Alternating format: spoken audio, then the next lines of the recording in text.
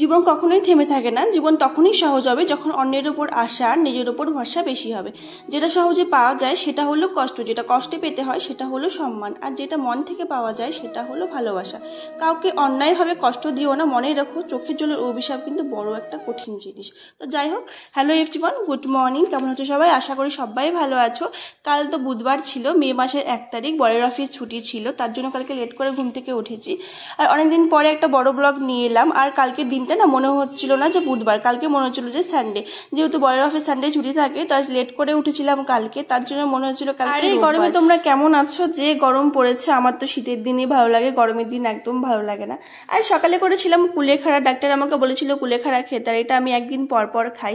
আর বিয়ের আগে যখন এই কুলেখাড়াটা খেতাম হালকা নুন দিয়ে খেতাম, এটা একদম খেতে না বাজে লাগে খেতে, মানে একটা কেমন গন্ধ লাগে, এমনি কোনো টেস্ট কিছু নেই এটার মধ্যে। ডাক্তার আমায় এত বড় লিস্ট ধরিয়ে দিয়েছে কোনটা ছেড়ে কোনটা খাবো। আমি এত কিছু খাওয়া তো সম্ভব না, কাঠবাদাম, কুলেখাড়া, খেজুর, এত কিছু কি করে খাবো? সকালের ব্রেকফাস্টও তো আবার করতে হয়, এত খাওয়া সম্ভব না একবারে। আর আমার ঘরে এত গরম, 1 নম্বর হচ্ছে 3 তলাতে থাকি, 2 নম্বর আমার ঘরে সকাল থেকে রোদ আসে, তা এতটা গরম থাকাই যায় না রাত্রেবেলা। আর কালকের কিছু ভাত ছিল, তো আজকে সকালে কিছু রান্না করব না। তো বর বলেছিল রাতে যে বেশি করে ভাত রান্না করো, কালকে পান্তা ভাত খাবো, যেহেতু এত গরম পড়েছে। আর ভাত খাওয়ার সময় না আমি ওষুধ খেতে ভুলে গেছিলাম, তার জন্য কতগুলো ওষুধ দিয়েছে, খাওয়ার আগে কতগুলো ওষুধ, আবার খাওয়ার পরে অনেকগুলো ওষুধ। আর কালকে রাতে একটু আলু সিদ্ধ ছিল, তো আলু সিদ্ধ, কাঁচা পেঁয়াজ আর পেঁয়াজি করেছিলাম। আর এই চালটাও নিয়ে এসেছিল, যে চালটা আমরা খেতাম সেই চালটা ছিল না, মানে এই চালটা নিয়ে এসেছিল। তো এই চালটা না 1-2 দিন খেয়েছি, খাওয়ার পরে না ভালো লাগে, তার জন্য ওকে বললাম যে চেঞ্জ করে দিয়ে আসো। আর আজকে রান্না করব পটল ভাজা আর ঝিঙে আলু দই দিয়ে মেখে রেখেছি মাটন। বর বলছিল আজকে মাটন খাবো, আজকে কথা ছিল আমাদের বাইরে বিরিয়ানি খাবার, তো বরকে বললাম এত গরমের মধ্যে বিরিয়ানি খাবো না, তাহলে বাড়িতেই আজকে মাটন রান্না করি। রান্না করতে করতে ভাবছিলাম জলটা চলে যায়, কারণ ট্যাঙ্কির জল এতটা গরম, এত গরম জল দিয়ে স্নান করা যাবে, সেটাই হয়েছিল। রান্না করতে করতে জল চলে গেছে, তো বরকে বললাম যাও পাম্পটা চালিয়ে দিয়ে আসো। আর স্নান দান করে এসে পুজো দিলাম। আর এখানে আমার রান্নাও কমপ্লিট হয়ে গেছে। এখানে আমি করেছি ঝিঙে আলু দিয়ে পাতলা করে ঝোল, এটা করেছি আমি রাতের জন্য। বর তো রাতে মাটন খায় না, খালি দুপুরে খায়। আর এখানে করেছি পটল ভাজা, আর এখানে করেছি মাটন লাল লাল করে। আর আমার হাতের অবস্থা দেখো, এতটাও শরীরের অবস্থা খারাপ, হাতের রগ পুরো বেরিয়ে গেছে, আমার ছেলেদের মতো দেখা যাচ্ছে।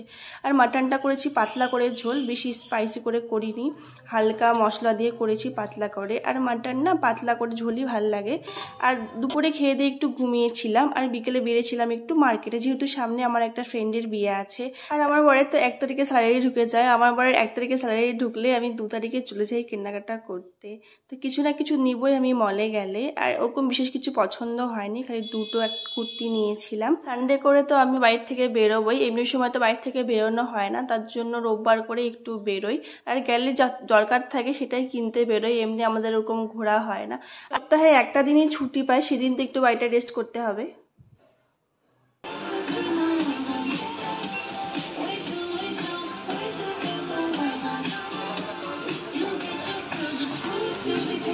আর বরকে বলছিলাম তুমিও কিছু নাও, ও আমার সাথে যাবে কিন্তু ও কিছু কিনবে না। আর ওর জন্য ড্রেস দেখবে, দেখার পরে বলছে না নিবো না, ভাল লাগছে না। যতবারই যাবো ওরকম করে আমি ওকে জোর করে করে কেনাই, একদম কিনতে চায় না। আর ফুলগুলো দেখছিলাম, ভাবছিলাম না এখন এগুলো নিবো না, তো আমাদের নতুন বাড়ি ওখানে হচ্ছে, যখন নতুন বাড়ি হবে তখন সব কিনবো, এখন কিছু কিনবো না। আর এই বিস্কুটগুলো না ডিসকাউন্টে দিচ্ছিল, তার জন্য 2টো বিস্কুটও নিয়ে নিলাম। আর এখানে পারফিউম দেখছিলাম, তো কেনাকাটা করে চলে এলাম বাড়িতে।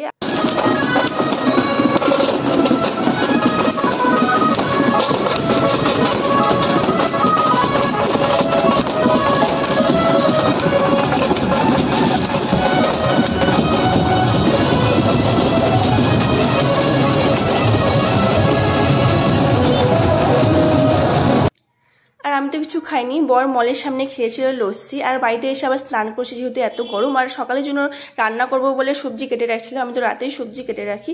আর আমার ভিডিওটা নিউ হয়ে থাকলে চ্যানেলটিকে সাবস্ক্রাইব করে দিও, লাইক করে দিও। আজকের ভিডিওটা এতটুকু দেখার জন্য